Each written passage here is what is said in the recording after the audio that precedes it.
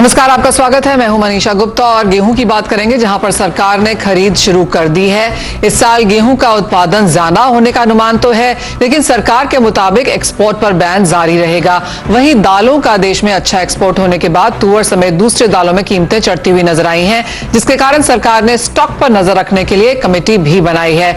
इनका हम पर और आप पर क्या असर पड़ेगा? कीमतें गिरेंगी या चढ़ेंगी? क्या है मेट्रिक्स, क्या है कैलकुलेशंस, सप्लाई कैसी रहने की उम्मीद है? जैसे तमाम सवालों पर जवाब देने के लिए हमारे साथ मौजूद हैं एग्रिस्क डेटा के सीईओ रविशंकर मंथा और पल्सेस पे बात करेंगे जेएलवी एग्रो के डायरेक्टर विवेक अग्रवाल से। अभी तक हमारी आवाज नहीं पहुंच रही, रवि से बात करेंगे गेहूं के बारे में, लेकिन क्योंकि विवेक हमारे साथ हैं, विवेक आपसे पहले फिर दालों की ही बात कर लेते हैं, जहां पर पिछले एक महीने में हमने तुअर और उड़द दोनों के ही प्राइसेस बढ़ते हुए देखे हैं।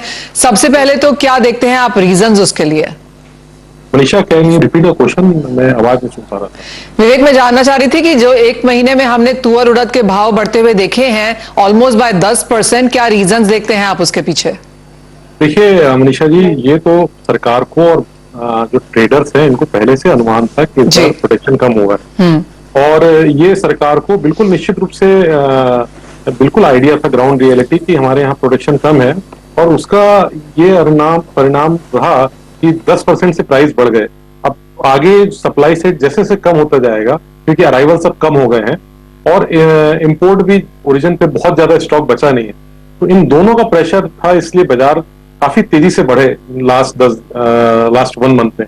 इनफैक्ट अभी से ठीक 1 घंटे पहले भारत सरकार और ट्रेडर फर्टिलिटी के बीच एक बहुत अच्छी मीटिंग हुई, जिसमें सरकार ने बहुत कड़े शब्दों में अपने ट्रेडर्स, इंपोर्टर्स को आगाह किया है कि आप जो भी आपके पास स्टॉक है उनको पोर्टल पे अपडेट करें, अदरवाइज वो कोई भी कड़े कदम उठा सकते हैं।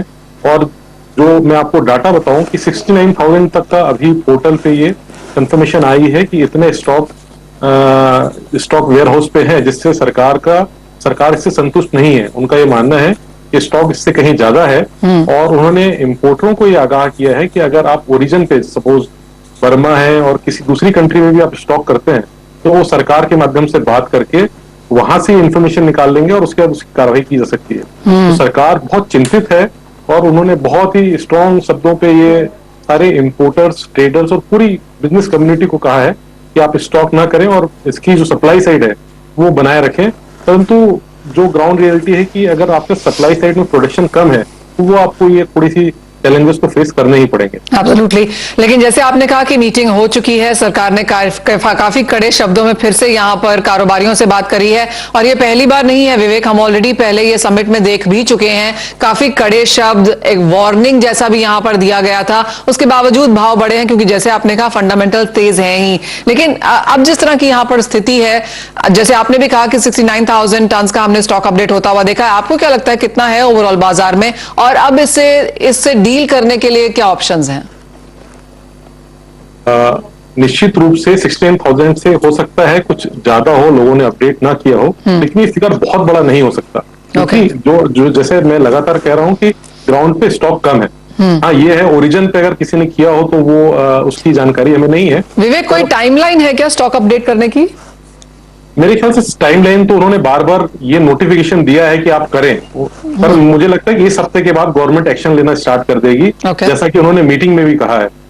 बात अभी जो सॉल्यूशन की है, तो एक सॉल्यूशन जो मुझे दिखता है कि भारत सरकार के पास इस वक्त मसूर का उत्पादन काफी अच्छा हुआ है, रेड लेंटिल्स, जो लाल मसूर है, और चना भी भारत सरकार के पास स्टॉक में अच्छा है। तो जो टेंडर पे तुअर दाल या तुअर जाती है, अगर उसकी जगह भारत सरकार मसूर को प्रमोट करना स्टार्ट करे और मसूर का कंजम्पशन वहां पे पुश करे, तो हम लोग 6-7 लाख टन जो ये टेंडर पे और जो राशन की दुकानों पे तुअर जाती है, उसी जगह मसूर दे सकते हैं, और वो हिंदुस्तान में भी एक अच्छी क्वांटिटी में इस बार प्रोडक्शन है।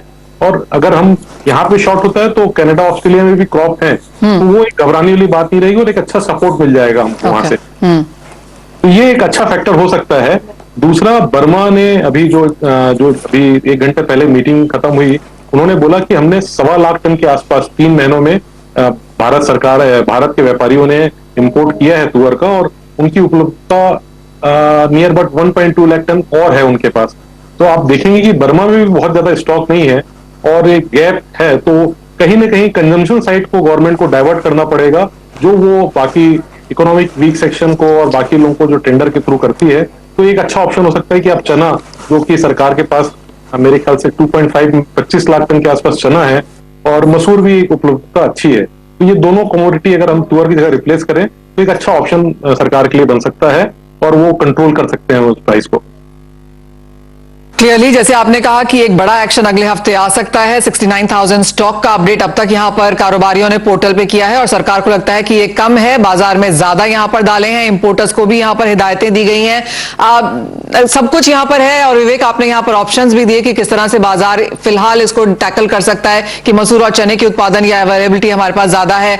At a worst case scenario, अगर ये माने भी कि दालों का और अपडेट नहीं होता, प्राइसेस करंट लेवल पे ही रहते हैं, आपको क्या लगता है सरकार के पास क्या ऑप्शंस हैं फिर अगले हफ्ते अगर उन्हें कोई कदम उठाने ही पड़े तो?